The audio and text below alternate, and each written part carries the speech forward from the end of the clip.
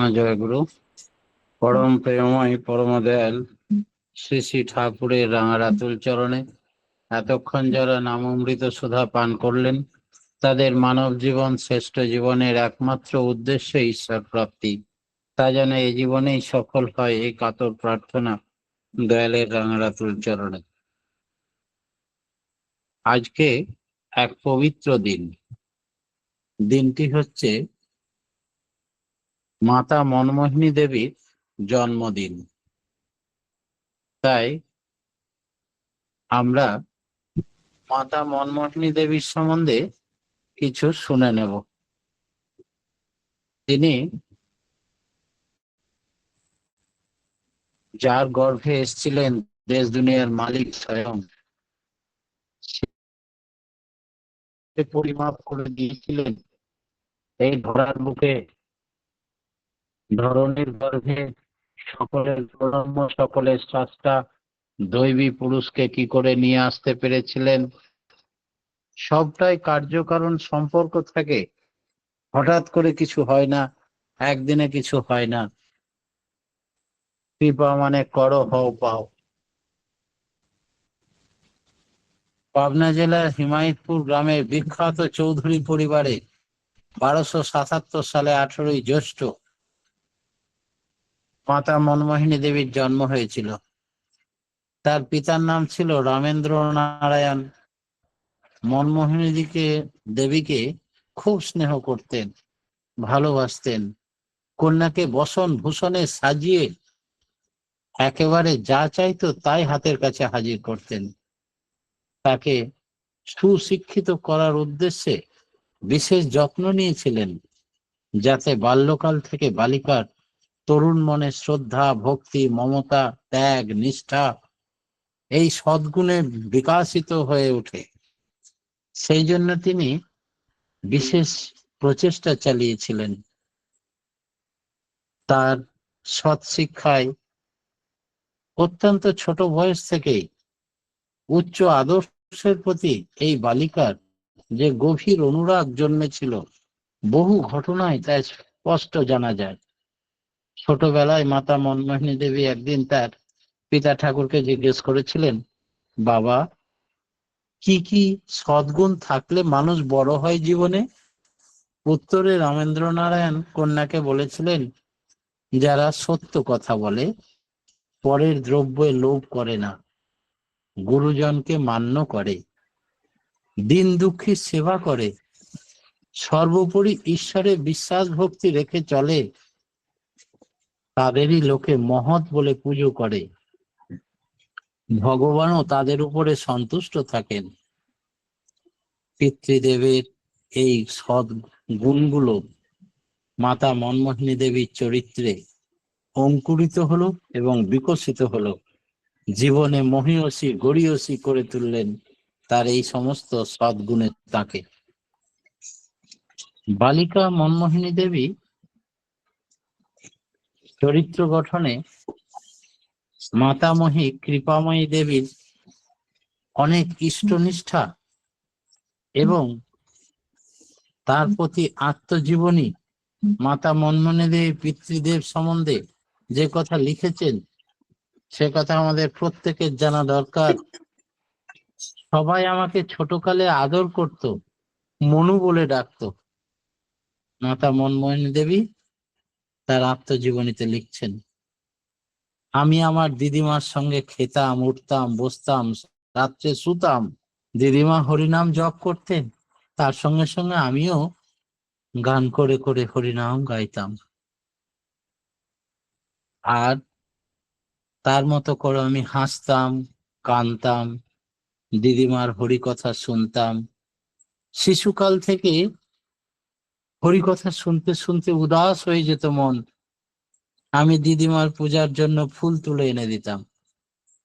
আমার মনে হতো বাবাই আমাকে সব থেকে ভালোবাসেন।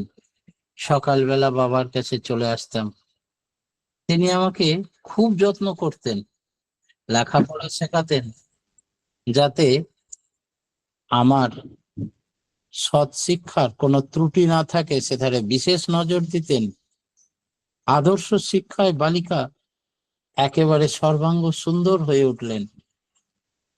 মাতা কৃষ্ণ সুন্দরীও তার চেষ্টার কোনো ত্রুটি ছিল না। ধর্মপ্রাণ বাবা ও মা দিদিমার নিয়ত সস্নেহ সেবা যত্নের মধ্যে মনমোহিনী দেবীর বাল্য জীবন অতিবাহিত হতে লাগলো। জীবন আরম্ভ হওয়ায় ধর্ম অনুরাগী এবং তার বালিকা বয়সের অটুট নিষ্ঠা ভক্তি জ্বলন্ত হয়ে উঠল তার চরিত্রের মধ্যে। ছোটবেলা থেকেই মাতা মনমোহিনী দেবী ঠাকুর দেবতার পূজা অর্চনা অত্যন্ত ভালোবাসতেন, আনন্দ পেতেন। পিতৃদেব রামেন্দ্র নারায়ণ প্রতিদিন ভক্তি নিয়ে মন্ত্র উচ্চারণ করত এবং নিষ্ঠার সঙ্গে গৃহদেবতা রাধা মদন মোহন বিগ্রহের পূজা করতেন। কিন্তু এই বালিকা এই সময় তার এই ছোট লোহা ভাইকে সঙ্গে নিয়ে ঠাকুর ঘরে গিয়ে বসে থাকতেন আর তন্ময় চিত্তে প্রথম থেকে শেষ পর্যন্ত বাবার পুজো পাঠ দেখতেন, শুনতেন। এদিকে দিদিমা কৃপাময়ী ব্রত পূজা পার্বণ ইত্যাদি নানা অনুষ্ঠানে দিন কাটাতেন। এই সকল পূজা কর্মে বালিকা খুব আনন্দ উপভোগ করত আর প্রত্যেক উৎসবেই আনন্দে যোগদান করতেন। নিজে থেকেই নানা রকম সাহায্য করতেন সেবা পুজোর কাজে। পিতৃদেব এবং দিদিমা উভয়ে সারাদিন পূজা অর্চনা নিয়ে থাকে। এই দেখে বালিকা মনমোহিনী দেবীর খুব ইচ্ছা হলো সেও ঠাকুর পুজো করবে। যতদিন যেতে লাগলো মা বাবাকে উৎপীড়ন করে ছাড়লো, আমাকে মন্ত্র শিখিয়ে দাও না, সেবা পুজো করব নিজে হাতে। ব্যাকুল হয়ে পড়লে তখন পিতা ঠাকুর আদেশ নির্দেশ তাকে দিবারাত্র তাগিদ দেওয়ার ফলে বললেন, তুমি আমার প্রাণাধিকা কন্যা, তোমার ঐকান্তিক আগ্রহ পরিপূরণের জন্য আমি একটা কিছু উপায় খুঁজছি। প্রবোধ বাক্যে কোনো রকমে শান্ত করে অবশেষে পিতৃদেব একটি উপায় করলেন।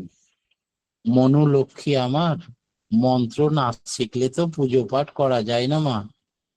পিতৃদেবের মুখে এই কথা শুনে এই বালিকা মন্ত্র পাওয়ার জন্য এবার উতল পাথল শুরু হলো। তখন তাকে মন্ত্র শেখাবার জন্য পিতা ঠাকুরকে ব্যতিব্যস্ত করতে লাগলো আর বাবা মহা সংকটে পড়ে গেলেন। অন্য কোনো উপায় নেই বালিকাকে থামাবার মতো। এই কৌতূহল নিবৃত্ত কিভাবে করবেন? পরিশেষে একদিন তার কন্যাকে বুঝিয়ে বললেন, মা, আমি বলি আজ থেকে তুমি রোজ ঠাকুর ঘরে বসে মনে প্রাণে তার চরণে প্রার্থনা করতে থাকো। দয়াল ঠাকুর অবশ্য তোমার আকাঙ্ক্ষা পূর্ণ করবেন, তিনি তোমাকে মন্ত্র শিখিয়ে দেবেন। পিতার কথায় আশ্বস্ত হয়ে বালিকা একদিন পিতৃদেবের পূজা শেষ হয়ে যাওয়ার পর লোহাকে সঙ্গে নিয়ে এলো। ভাই লোহা, চল। গোপনে ঠাকুর ঘরে প্রবেশ করে ঠাকুর বাবাকে তুমি মন্ত্র যেটা শিখিয়ে দিয়েছো আমাদেরও সেই মন্ত্রটা শিখিয়ে দাও। রাধা মাধবের চরণে কাতর প্রার্থনা। এইভাবে দিনের পর দিন কেটে যায়। বিগ্রহ দেবতার সম্মুখে ধ্যানস্থ অশ্রু নয়নে কাঁদতে থাকে কাতর কণ্ঠে। কিন্তু দুঃখের বিষয়, মন্ত্র পাওয়ার সৌভাগ্য আর ঘটল না। তখন বালিকা অস্থির হয়ে পড়লেন। কান্নার কোনো ফল হলো না দেখে শিশুমন এইটা সিদ্ধান্ত নিল যে পিতৃদেব ভোগ রাগ আদি করার পর ঠাকুরকে সিংহাসনে শয়ন করিয়ে চলে যান। ঠাকুর তখন ঘুমিয়ে পড়েন আর সেই জন্য তিনি আমাদের কান্নাও শুনতে পান না, প্রার্থনাও মঞ্জুর করেন না। সুতরাং এখন থেকে বাবা ঠাকুরকে সিংহাসনের উপর দণ্ডায়মন রেখে প্রার্থনা জানাতে হবে, শয়ন করে দিলে আবার তুলে বসাতে হবে। তাই পরদিন রামেন্দ্র নারায়ণ অন্য দিনের মতো পুজো করে শয়ন দিয়ে চলে গেলেন আর ভাই বোনে মিলে ঠাকুর ঘরে গিয়ে প্রবেশ করে এই বিগ্রহকে উঠে বসালেন সিংহাসনের উপরে, দাঁড় করিয়ে দিয়ে তারপর শুরু করলেন আবদার। আগ্রহের সঙ্গে বলতে লাগলেন, ঠাকুর, এখন তো তোমার ঘুম আসেনি, এখন তো তুমি দাঁড়িয়ে আছো, তাহলে অন্যদিন ঘুমিয়ে থাকো বলে আমাদের প্রার্থনা শুনতে পাওনি, আজ তুমি জেগে আছো, আজ ছাড়বো না, তুমি আমাদের মন্ত্র শিখিয়ে দাও ঠাকুর।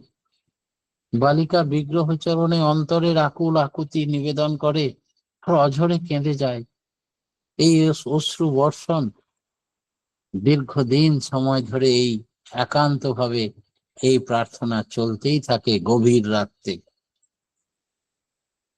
সরলা বালিকার ব্যাকুল ক্রন্দন নিষ্ফল হলো না, দয়াময়ের দয়ার উদয় হলো। এই সময় মাতা মনমোহিনী দেবী দেখতে পেলেন ঠাকুর ঘরখানা অত্যন্ত উজ্জ্বল আলোতে উদ্ভাসিত হয়ে উঠল। ঠাকুরের সিংহাসন থেকে বিগ্রহ দেবতা পিতল মূর্তিটি সহসা কোথায় যেন অদৃশ্য হয়ে গেল। সুবেশ ভূষিত উন্নত দীর্ঘ বপু এবং স্ফটিকের মতো স্বচ্ছ গৌরকান্তি, তিনি সেই চেহারা নিয়ে জীবন্ত দিব্য পুরুষ মূর্তি সেখানে উপবিষ্ট হলেন। তার পদতলে গলিত কাঞ্চনের মতো অত্যুজ্জ্বল রাধা স্বামী 4টি অক্ষর স্বর্ণাক্ষরে লেখা জল জল করে উঠল। এই অভূতপূর্ব অলৌকিক দৃশ্য প্রত্যক্ষ করলেন বালিকা, স্তম্ভিত হলেন। তার বক্ষস্থল কম্পিত হতে লাগলো, ভয়ে বিস্ময়ে তিনি তাকাতে পারছেন না বিগ্রহের দিকে। আবার কিছুক্ষণ পরে তাকাচ্ছেন, দেখছেন এখনো সেই মহাপুরুষ দাঁড়িয়ে আছেন। চক্ষু মিলে দেখছেন উজ্জ্বল আলো ধীরে ধীরে নিভে গেল, অপূর্ব দেব মূর্তি আর নেই, সেই সুস্পষ্ট জ্বলন্ত অক্ষরগুলি শুধু আছে। সেই দিন থেকে প্রত্যক্ষ দৃষ্ট এই বিরাট পুরুষের শান্ত সৌম্য প্রসন্ন মূর্তিখানি মাতা মনমোহিনী দেবী মানসপটে চিরতরে ধরা থাকলো। আর বক্ষস্থলে এই চতুরক্ষর নামটি তার অন্তরে প্রতিনিয়ত ধ্বনিত হতে লাগলো। বালিকা পিতৃদেবকে এই সকল ব্যাপারে সবিস্তার বললেন এবং অভূতপূর্ব ঘটনা অতীব বিস্মিত এবং কৌতূহল হয়ে রামেন্দ্র নারায়ণ এই সম্বন্ধে পণ্ডিত মানুষকে ডেকে পাঠালেন এবং বিশেষভাবে আলোচনা করলেন।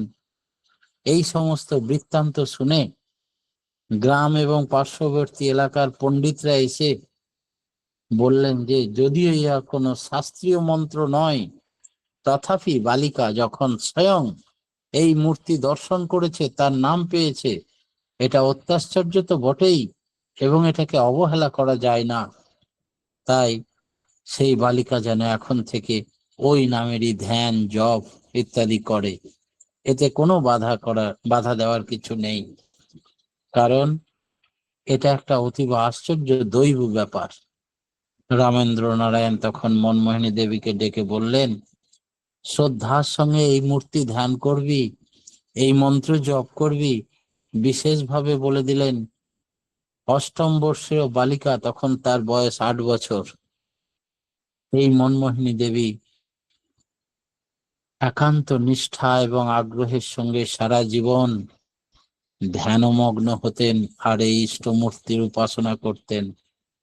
সৎ নামের সাধনার অহর্নিশি বিভোর হয়ে পরমানন্দ লাভ করতেন।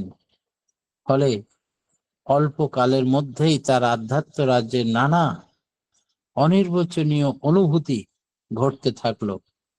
এই সময় নবম বর্ষ বয়ক্রম, তার শুভ পরিণয় কার্য নিষ্পন্ন হলো। বিবাহ হলো দেশ দুনিয়ার মালিকের সঙ্গে 9 বছর বয়সে। আর তারপরে তার সুযোগ হলো তার গুরুদেবের বাড়ি যাওয়ার, আগ্রা সৎসঙ্গ আশ্রম।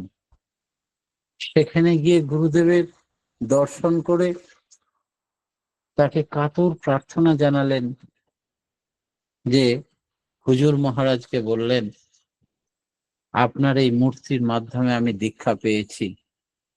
সমস্ত অবগতের পর তিনি আবার সৎমন্ত্রে তার কাছ থেকে দীক্ষা গ্রহণ করে খুব আনন্দের সঙ্গে কয়েকদিন কাটিয়ে যখন ফিরে আসবেন, তখন কাতর প্রার্থনা জানালেন, আমার যেন আপনার মতো পুত্র সন্তান হয়। গুরুদেব বললেন, আমার মতো কিরে মা, আমাদের সকলের আরাধ্য দেবতা স্বয়ং রাধাস্বামী ধাম থেকে তোমার গর্ভে আসছেন। তুমি সেই জন্য তৈরি থেকো। মাতা মনমোহিনী দেবী আশীর্বাদ লব্ধ আর ঈশ্বরচন্দ্র স্নান আহারাদি করে সমস্ত বিস্তারিত কথা শুনে মাতা মনমোহিনী দেবী সুস্থ রাখা এবং ঈশ্বরচন্দ্র তার পটমূর্তি খানার পরিচয় প্রদান পূর্বক বললেন, এই আগ্রা সৎসঙ্গের সন্ত সদ্গুরু মহাত্মা শ্রী হুজুর মহারাজ, তিনি তার আসল নাম রায় শালিগ্রাম সিংহ বাহাদুর, তারই প্রতিমূর্তি তিনি দর্শন করেছিলেন। মহাপুরুষ এখনো সশরীরে দর্শন দেন। আর এই আদিগুরু শ্রী শ্রী স্বামীজি মহারাজের তিরোধানের পর ইনি আগ্রা সৎসঙ্গ পরিচালনা করতেন। ঈশ্বরচন্দ্র তখন তার নিত্য পাঠ্য পুস্তকগুলি মাতা মনমোহিনী দেবীকে দেখালেন এবং বললেন, হিন্দিতে সদ্গুরু ও সতনাম যা মাতা মনমোহিনী দেবী ইতিপূর্বে ধ্যান যুগে পেয়েছিলেন, সেই সম্বন্ধে বিভিন্ন বিষয়ে আলোচনা করার পর তাকে দীক্ষা দেওয়ার অধিকার দিয়েছিলেন। তিনি সেই আগ্রা সৎসঙ্গের গুরুদেবের প্রদত্ত পাঞ্জা বা দীক্ষা দেওয়ার অধিকারিণী হয়েছিলেন। আমরা শ্রী মায়ের দীক্ষা গ্রহণের কাহিনী শুনলাম। তিনি ইষ্টপ্রাণ সংঘর ভ্রাতা এবং বিভিন্ন ভারপ্রাপ্ত কর্মচারী কলকাতা থেকে আসতেন এবং প্রত্যেককে, এমনকি নেতাজি সুভাষচন্দ্রের এই চিত্তরঞ্জন দাস যখন তার কাছে দীক্ষা নিতে চেয়েছিলেন, তখন তিনি বলেছিলেন, নেতাদের দীক্ষা দিতে বড় ভয় পায় বাবা, আজকেই দীক্ষা নেবে, নিয়ে যেন ভগবানকেই তারা কৃতার্থ করে আবার ছেড়ে দেয়, সেই জন্যে আমি দীক্ষা দেব না।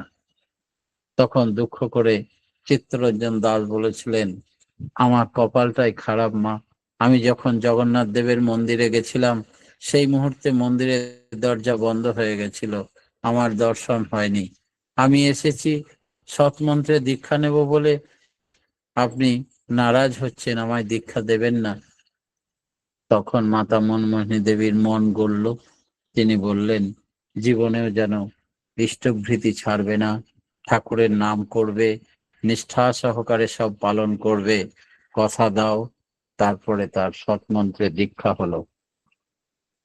একবার শ্রী শ্রী ঠাকুরের কাছে সেই চিত্তরঞ্জন দাস এসে বলেছিলেন যে, আমি তো রাজনীতির কাজে বিভিন্ন জায়গায় বিভিন্ন অবস্থায় থাকি, আমাকে কি রোজ রোজ সকালে উঠে অতি প্রত্যুষে ইষ্টভৃতি নিবেদন করতে হবে? হয়তো সেই সময়টুকুও পাই না, পুলিশের ভয়ে লুকিয়ে বেড়াতে হয়, আত্মগোপন করতে হয়, তাহলে কি করে করব? তবে আমি জানি আমি মাসে কিছু একটা মাসোহারা দেব, তাতে কোনো অসুবিধা হবে না। আমি ব্যারিস্টার মানুষ। শ্রী শ্রী ঠাকুর বললেন, কত দেবেন? আস্তে আস্তে উনি বাড়াতে শুরু করলেন। সব শোনার পরে গম্ভীর হয়ে, চোখ মুখ লাল হয়ে, বীভৎস তিনি দেশ দুনিয়ার মালিক ভীষণ রেগে গেলেন এবং বললেন, পরম পিতাকে আপনি মাসোহারা দিতে চান? প্রত্যেক দিন যতই অসুবিধা থাক, অতি প্রত্যুষে সর্বাগ্রে ইষ্টভৃতি নিবেদন করবেন নিজ হাতে, তারপরে এর থেকে আপনার বাঁচা এবং বাড়া সবকিছু নির্ভর করবে। আপনি ব্যারিস্টার হতে পারেন, আপনি সমাজ আন্দোলন শুরু করেছেন, স্বরাজ আন্দোলনের প্রতিষ্ঠা বা সাকসেস চান, যে কোনো কাজে সাকসেসের মূল চাবিকাঠি হচ্ছে ওই ইষ্টবৃত্তি, সেটাকে অবহেলা করবেন না। তাই চিত্তরঞ্জন দাসের জীবদ্দশায় আর কোনোদিন এই ইষ্টবৃত্তি করা তিনি ভুলে যান, নিয়মিত ভাবে করতেন এবং একনিষ্ঠ ভক্ত প্রাণ হয়ে ঠাকুরের কাছে অনেক কথোপকথনে একটা বই লেখা হয়েছে, আপনারা সে কথা জানেন। তিনি বলেছিলেন, একটি বিশ্বাসী মানুষ পাচ্ছি না যার উপরে নির্ভর করে সব কাগজপত্র রেখে আপনার কাছে কদিন থাকি আশ্রমে। ঠাকুর বললেন, এত বড় দেশটা স্বাধীন করে কার হাতে তুলে দেবেন, সেই বিশ্বাসী লোকটা কোথায়? তাই আমি বলি কি, দেশ স্বাধীন করার আগে মানুষ তৈরির কারখানা করুন, ম্যান মেকিং এডুকেশন। তাই সৎসঙ্গের আশ্রয়ে এসে আগে ভালো ভালো মানুষ কি করে ইন করা যায়, ম্যারেজ রিফরমেশন হচ্ছে মানুষ তৈরির কারখানার প্রধান মূল যন্ত্র। তাই ম্যারেজ রিফরমেশনের উপরে জোর দিন। এই নিয়ে বহু কথোপকথন হয় শ্রী ঠাকুরের সঙ্গে দেশবন্ধু চিত্তরঞ্জনের। শ্রী ঠাকুরের আশ্রমে এসেছিলেন অনেক মনীষী, দেশি বিদেশি বহু পণ্ডিত জ্ঞানী গুণী ব্যক্তি। নেতাজি, মহাত্মা গান্ধী একবার নয় দুবার তিনি এসেছিলেন। মাতা মনমোহিনী দেবী সঙ্গে দীর্ঘক্ষণ কথাবার্তা, এবং মাতা মনমোহিনী দেবী সমস্ত আশ্রমটা তাকে ঘুরিয়ে দেখালেন এবং তার সঙ্গে যাজন করলেন। তাকে যাওয়ার সময় তিনি বললেন, এমন মহিষী মহিলা আমি আমার জীবনে কখনো দর্শন করিনি। আপনি সকলের নমস্য বলে লিখিতভাবে জানিয়েছেন, মেমোরিয়াতে সেগুলো লেখা আছে, দেখবেন। সেই মহিষী মহিলা সব দিক দিয়ে দক্ষ। তিনি অপূর্ব কবিতাও লিখতে পারতেন। তার একটা কবিতা পাঠ করে শোনাই। দয়া করো গুরুদেব, আধার অবনী পরে, বিতরী করুণা কণা, জ্বালাও নিদ্রিত নারে নরে, করিবে দয়া যখনই, জাগিবে সকল প্রাণী, পালাবে সংশয় যত, তব আগমন হেরে। তুমি হে পিতা, তুমি সর্বভূপ দাতা, তব প্রেমে কত মধু, বোঝাও যতন করে, পাইলে তব আস্বাদ, ঘুচবে সব অবসাদ, দূরে যাবে সব পরমাদ, নিবে আনন্দ করে। আমি জনম অবধি কাঁদি নিরবধি, ভাবি কত মনে মনে, বিরলে বসিয়া তোমায় ভাবিব, মিশিব তোমার সনে। আমার সুখের দুঃখের বোঝা বহিয়া বহিয়া, জীবন হয়েছে কালি, ভেবে নে তোমার চরণে, সুখ দুঃখ দিব ঢালি। আমার সাধন সম্বল কিছু নাহি হলো, চির ভিনি আমি, অনন্ত অপার তুমি, হে মূলাধার, শুনো হেরা জগৎ স্বামী। ইত্যাদি বহু কবিতা ঈশ্বরকে, তার গুরুকে, ভগবানের উদ্দেশ্যে তিনি লিখতেন। এবং তিনি আজকে পতিপ্রাণা মনমোহিনী দেবী স্বামীকে প্রবোধ দিয়ে একবার লিখছেন, দুঃসময়ে আপনজনই অধিক হয়, ইহাই সংসারের নিয়ম। ইহাতে করার, আমি যে রূপেই পারি আপনাকে আরো ভালো একখানা চাদর এনে দেব। সাধ্যী পত্নী অতি কষ্টে অর্থ সংগ্রহ করে স্বামীর জন্য কি সত্তর একখানা উৎকৃষ্ট চাদর খরিদ করে এনেছিলেন এবং স্বামীকে তা পরিয়ে অন্তরে অপার আনন্দ লাভ করেছিলেন। তাই তিনি শ্রী শ্রী ঠাকুরকে প্রবোধ বাক্য দিয়ে এ কথা বলছেন। শ্রী শ্রী ঠাকুর এর উদ্দেশ্যে তার মাতা মনমোহিনী দেবী একখানা চিঠি লিখেছিলেন।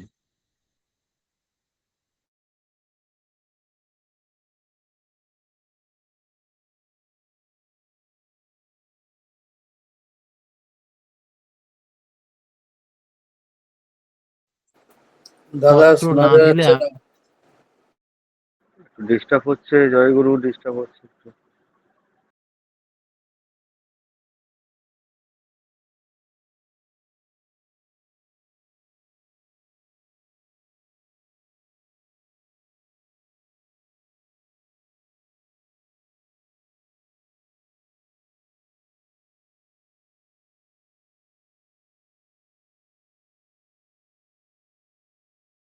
দীর্ঘস্থান অধিকার করো। গুরুদেব এই আশীর্বাদ প্রদান করুন তোমায়। দেখো অনুকূল, আমাকে চোখের করতে পারি, কারণ নিকট করতে সাহস পায় না। এখানে আসিয়া পড়লে ভালো হইতো। তার ইতি উচ্চ আশীর্বাদিকা তোমার মাতা। সন্তান যখন কলকাতায় হস্টেলে থাকছেন, লেখাপড়া করছেন, মাতা মনমোহিনী দেবী তার সন্তানকে চিঠি লিখছেন এবং জানাচ্ছেন যে কেমন থাকা উচিত।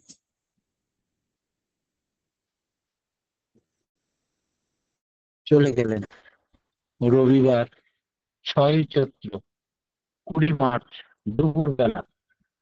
বিশ্বনাথকে কাঁদিয়ে ফাঁকি দিয়ে ধরাধাম থেকে তিনি শারীরিক লীলা সম্বরণ করে পরপারে পাড়ি দিলেন। মাতৃহারা সন্তানরা তার জন্য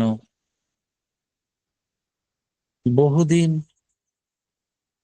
শ্রী ঠাকুরকেও দেখা গেছে মায়ের জন্য অনুতাপ, মাতৃহারা শোক প্রকাশ করতেন বিভিন্ন ভাবে, লেখনীতেও বারবার বলেছেন, কোথায় সব মাতৃহারা, ছুটে আয় আকুল ডাকে, আপন প্রাণের টানে চলে আয় ওই স্তব্ধ তর্পণ বাসরে, মহাক্ষণে উজাড় করে দিতে যা সম্বল তাই নিয়ে মাতৃহারা শ্রী ঠাকুরের শতবার্ষিক প্রেমময় স্নেহ নিরে ইতি মাতৃহারা চিরকাঙাল ভাই সব বলে তারা একটা লেখনী দিয়েছিলেন। তার 1 বছর পর যখন বার্ষিকী হচ্ছিল সেই আসরে।